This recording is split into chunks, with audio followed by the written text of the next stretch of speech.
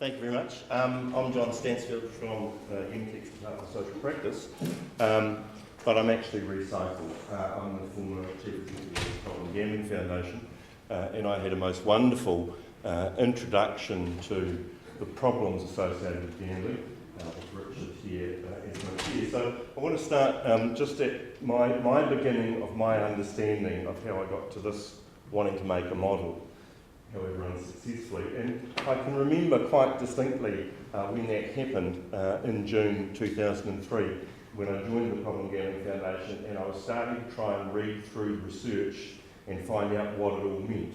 And it was a particularly painful experience, like putting your hand in a bucket full of jellyfish, because at least half the research was barking mad and bogus, because it had been funded by people who had already determined the outcome before they formulated the question. And so, as a newbie, trying to get my head around what made sense and what didn't make sense was really difficult until late one night. It was a Wednesday night at about 10 o'clock. I came across some prevalence data, and often, prevalence data is about as interesting as eating linoleum, but this piece really got me going. And what it was it showed, I was just looking at gender and presentations for treatment. And what I discovered was about 12 years before I was sitting in that chair, there were no New Zealand women appearing for treatment. And yet by the end of 2003, we had half of the people appearing for treatment were women in New Zealand. Now, it's not been my experience of life to have been fortunate enough to spend a lot of time around really weak-willed New Zealand women, so I didn't have a kind of deep psychological understanding of what had gone wrong. And if you look at this problem through an addictions paradigm, what has gone wrong is the question you ask yourself. What happened to that group of people that they suddenly became weak? And I really wanted to look at it some more because I thought I might get an opportunity then to kind of find some of these weak New Zealand women and get to meet them and have a different life experience. But it didn't happen. What I did is I looked at the data, was I found that all of these weak people had, or 85, 86% of them, had a problem with a single product. Now, my background is as a trade union official, and I've worked for a number of unions, but I can't imagine myself walking into a sawmill, and I will pick that industry because the timber industry at the moment has a horrific incidence of serious harm and deaths in New Zealand, and we need to think about that and do something about it. I can't imagine walking into a sawmill to meet the third bloke with his arm cut off by a saw and sitting them down in a circle and saying, "Now come on, you blokes, what's been going on in your lives that you wanted to cut your arms off?" But essentially, that's how we were managing this problem, and I became really quite angry about that as I began to realise that the addictions paradigm placed the locus of concern with the person who had been harmed after the harm had happened. And I thought of all of the people I knew, rich, vibrant, interesting people, all of us actually deeply flawed, that if we sat there with a psychologist long enough, we'd find something that was the matter with us that had caused us to become weak in this way. So this is not about problem gamblers. This is about an industry that benefits from their creation. Electronic gaming machines, or pokies as they're known in this part of the world, are the undisputed kings of gambling harm. They are described by some commentators as the crack cocaine of gambling. And the pokies dominate the gambling environment, and in the New Zealand context are responsible for more than half of all gambling revenue, or player losses, as it really is. While the devices themselves are relatively unsophisticated, they have proven highly dangerous, accounting for almost 80% of presentations for treatment over time. Gamblers using pokies are significant contributors to the gambling revenue, with the Australian Productivity Commission estimating that as much as 40% of the revenue comes from problem gamblers. Hold that 40%, because we're going to come back to it. Yeah, let's see if I can get this to work. So, I started to think about, with such significant contribution to gambling harm, there's some interest in harm prevention, although it should be noticed expenditure on post-harm initiatives far outweighs that of any form of prevention. And in the case of EGMs, the machinery themselves might possibly be a useful deliverer of harm minimisation and player protection. And I started to wonder about, well, how would you know? And if you went to Charles's session yesterday, you'd say, well, certainly not from the research. How would you know whether any of this stuff works? We had a big flurry of media around facial recognition software in New Zealand about a year, 18 months ago. And people got terrifically excited about it, and cheerleaders for Sky City like Michelle Bowe got on the radio and said it was going to be just fantastic. In fact, they had it already, it was so good. And the thing about it is, it's this initiative that's kind of stuck out there, not connected to anything, you know, and it's probably a post-harm solution. It's probably a photograph they're going to take of you after you've lost all your money and ruined your family life and lost your job and let you go. So not necessarily the best thing. But in fact, we haven't got a model for picking up new initiatives, whether it's that or whether it's the new app that tells you where you can't be, or the initiative they're going to design tomorrow. We haven't got any way of evaluating that against what kind of works and what we already know.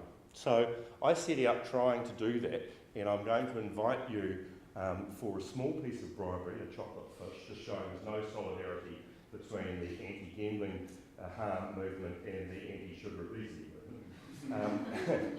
But I'm going to invite you to try and think of the bits of research that you think are important, that should be part of this model, and write those on your little post-it notes and stick those onto some slides that I have on the desk here on the way back in return for the ubiquitous chocolate fish. So I started to think of interventions have a range of forms, and I'm particularly thinking about what would work for EGMs, which are really where it's at. Whether you find those EGMs on your phone in the future or on your computer at home, or you still have to go to the local bar or casino. So you're all smart people, so you know what player messaging is about. But you know, player messaging itself might be different if it was more targeted messaging. So you might have a message that pops up that says, well, you've been here for 30 minutes and you've spent this much money. An entirely different message might pop up and say, well, Tony Milne, you've been here for 30 minutes and you've spent this much money, and that niece who's relying on you to put her through med school is a bit pissed off about it. I don't see how those messages might be different, but we don't know really whether the impact of them would be different. Player identification device is kind of at the heart of a whole lot of this stuff. How does the machine know that it's really you? And of course, as Gerda showed us yesterday, with mobile gambling, the machine not only knows it's you, they know a whole lot of stuff about you. And as chilling and scary as that is, it also creates real opportunities for intervention, because all of that data is sitting there in the gambling transaction. So it must be possible to utilise that if you had the right regulatory environment to target harm reduction and even treatment. Pre-commitment system, I'm pretty sure most people here know about. Player tracking, we were first introduced to in the work of Schranz and Jelinek, which is about using large, or a lot of, large algorithms to analyse play in real time and detect whether someone is playing and having a great time, or perhaps developing a gambling problem, or exhibiting signs of having a gambling problem, or latterly playing in a manner consistent with someone laundering money, or playing in a manner consistent with someone who's using stolen money. And player account information. And there's a whole bunch of different things about player account information. It's not that long ago that you could walk up to the desk at Sky City if you had a loyalty card and say, look, would you mind sending my player account information, or just keeping it here?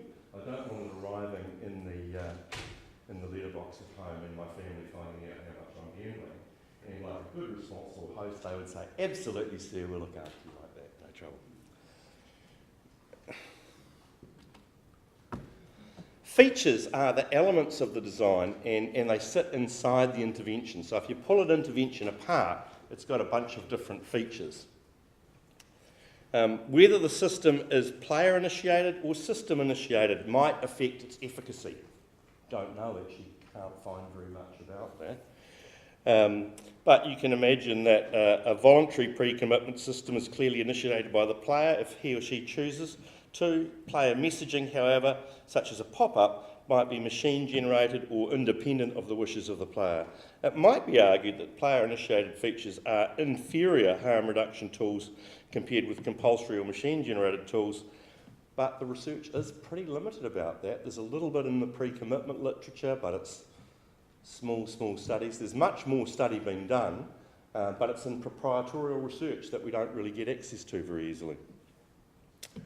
Machine-specific or group-specific or venue-specific or linked across a jurisdiction. We heard yesterday, I think it was, about systems which might be located in a single venue, but if that can protect a player. It might be a pre-commitment system that can protect a player in a venue. But if the venue next door doesn't have that system, then there's an immediate out, you know. So we might imagine that that's less effective than something that's system-wide. But we don't really know. Pre-harm or post-harm, I had some great debates about this because logically in my head, something that prevents you from being harmed before you are harmed must be more effective. But you know the element on the stove? You know, you only put your hand on it once. And after that you don't do it anymore. So we don't really know whether an intervention which grabs someone after they've had a minor bit of harm will in the long term turn out to be more effective than something that harvests most of the people prior to harm but allows some to slip through. So again, it's maybe a piece of research that you know about that I don't, that you can stick on one of these places. And data access is about where the player data can be accessed. Is it accessible only from the machine, or is it available remotely? Can he look at it at home? Can she look at it at her lawyer's? Can the couple look at it at the counsellor's office? And we know all of that's possible, but we know very little about how it's used or could be used. And the notion of protected parties, which comes back to that Strands and Challoner thing, was pre-commitment protects me, and it may well protect my family, but player tracking protects communities because it protects them from crime that would otherwise be going on. And we know that the extent of money laundering through particularly pokie machines is pretty high. In one 6-month period in New Zealand alone, we had $11.5 million laundered at one venue, and that only came to light because it went to court. So when that happened, that $11.5 million got laundered, the host was a couple of $1 million richer as a result of that crime. I don't know any other part of our legal framework where if you benefit by a couple of $1 million because someone else committed a crime, you get to keep the money and you don't even get into trouble. So some systems might protect wider than others. When is data available? Some very cunning systems allow you to have the data after it's all happened, at the end of the month, like your bank statement, or at the end of the play session. Others might give you access to data in real time, what's going to be more effective. Whether the information is player-specific or it's generic, so generic pop-up messages will happen as they do on machines now, but if the machine can really know who you are and think of it in terms of what Gerda was saying about how much it knows about you, then there's an opportunity to have highly specific messaging that may be or may not be more powerful. A unique and personalised player identification device, or one that isn't personalised, that you pick up on the day and it allows you to play, but it doesn't really carry any data forward. There's some suggestions when the discussions around pre-commitment have come up, that's industry people have suggested that's the very best type of player identification device because it's very cheap, and also because it doesn't keep a history, which might be evidence for litigation.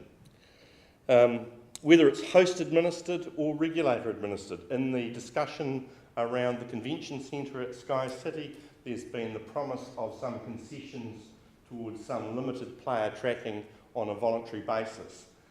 The opportunity has not been taken by government to say, well, fantastic, we'll actually set the standards around that and we will run the system. So the Fox will be running the lock on the hen house. Whether it addresses time spent playing and whether it addresses money spent playing, we saw in earlier sessions that there's a pretty strong correlation, as most of us in the field know, between time spent playing and harm. So, in this wonderful little world, let's consider Tom. Okay, so an intervention might combine to use a number of methods and a number of features. So an example, let's consider our fictional player Tom, who visits the only casino in his city to play the pokies. And the casino might have a venue-wide, venue-specific system of pre-commitment linked to a temporary exclusion. The system might be host-administered and player-initiated. It might have a player identification device which is personalised to Tom but doesn't use biometrics. The intervention uses player messaging and player account information. The account information includes time spent playing, frequency of play, as well as money spent. And the account information is available to Tom electronically via encrypted data, both at the terminal and remotely. The account information is available to Tom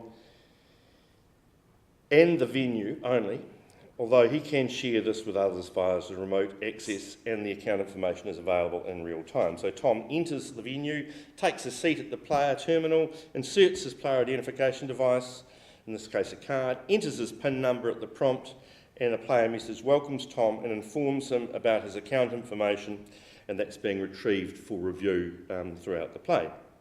Tom's prudently set some limits on his play. He's in a stressful job, he enjoys zoning out at the machine and forgetting about his work. However, he recognises that there are some risks associated with this, so he set some limits on frequency and duration and monthly losses.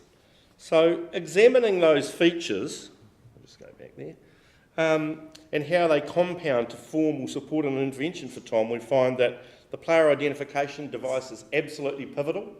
The notion that the machine really knows who Tom is and he's getting real account information about Tom is pivotal to the whole success of that scheme. That the real time supports real interventions, not much point finding out at the end of the month that Tom was having a bad time at the machine Tuesday last, if we could find out at the time. That remote access is for real pre-commitment. Remote access means that in the privacy of my own home, reflecting in front of my bank statements, I might set the limits that are real to me rather than at the excitement of the venue when I'm thinking just one more bet.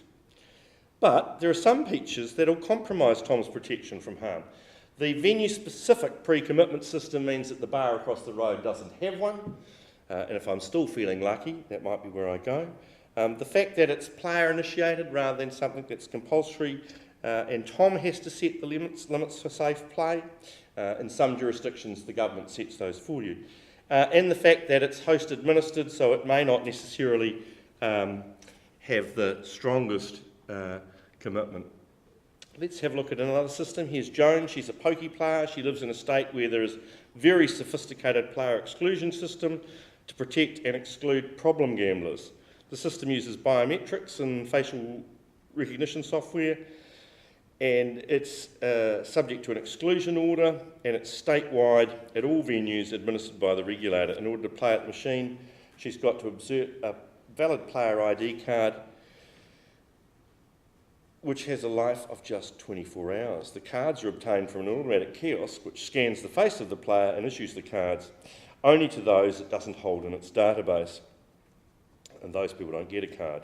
So examining the features, we find the biometrics mean that Joan's definitely going to get identified if she's already been excluded, that it's area-wide, so if she's excluded here, she's excluded everywhere, and that it's administered by the regulator, so we can probably have greater confidence in it.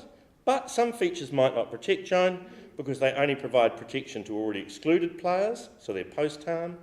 They protect the player and to some extent the venue, but they don't protect the public in terms of money laundering and other crime.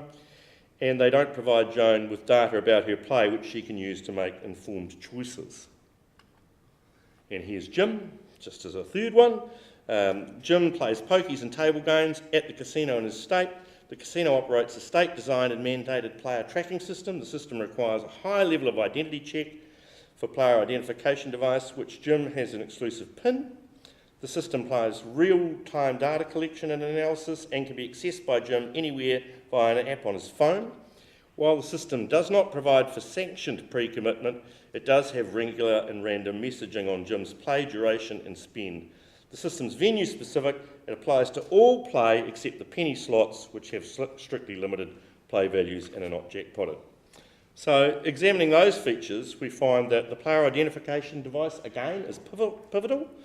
The system can protect not only Jim, but the host and the general public because of the algorithms, and the system can protect Jim before he experiences harm by making predictions about the risk based on the data from his play.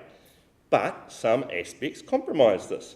He can play the penny slots all night, he can move to another venue which doesn't have protection, and he can access the data on his play. The access to data on his play may have unintended consequences which encourage his gambling behaviour. I had a lucky month, I can do that again. Didn't spend nearly as much as I thought. So, looking at the case studies then, you can see that there's a number of kind of continuums. Personal protection versus public protection, local versus area-wide, pre-harm versus post-harm, regulator-driven versus host-driven, information and access, and the integrity of data identity.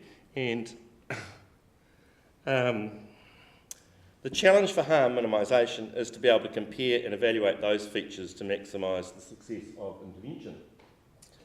So, now as I try and build the model and I look for the evidence which might support what studies fit on the various parts of that, I would have done well to come to the conference first and go to Charles's session, because the evidence is pretty thin actually. I don't know what we've been spending the millions of dollars of research money on, but it wasn't helping much in terms of putting together a predictive model.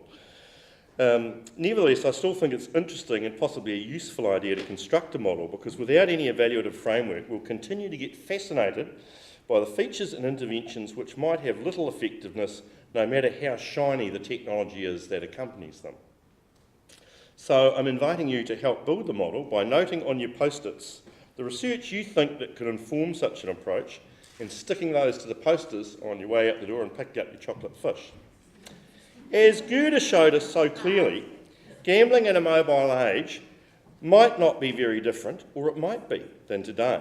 Those tawdry photos on the high street with their drab, pernicious betting shops show an invasion into our lives and a domination of our society that we have already ceded control to the gambling industry. So what's required to eliminate gambling harm is political will and a far more critical analysis of product safety in the industry. The problem, as Paparangi Reid identified, is not the gambler. The problem is the gambling industry, and as long as we view the problem through that abnormal psych lens of addictions, we will miss the target. The normal outcome of regular use of a gambling machine is harm. One party is harmed and one party benefits. And I'm really worried about the way we keep both parties in the room about the discussion. I think that there's an alarming naivety in the new public management that suggests that the Ministry of Health should negotiate it with the gambling industry how much should be spent, that the Ministry of Health should have secret meetings with the gambling industry to talk about what's going on, that we should negotiate with them about what any public health approach might mean, and that the gambling industry will be present on the Minister's expert advisory group. If we'd done that with tobacco, we would still be back in 1950, and it's time for us to move on. And if Schranz and Jelinek are right, and all of that harm can be prevented, then we're faced with a political problem that will take the courage of moral giants to solve, because there are really no industries that can reduce their revenue by the 40% the Productivity Commission identified, and by the other 10+% that's coming from the pockets of criminals and money launderers. There are no industries that can drop that kind of revenue and maintain costs and maintain profitability. So, I would love your help in building the model to help evaluate harm minimisation, and I'd love you to carry on doing good research.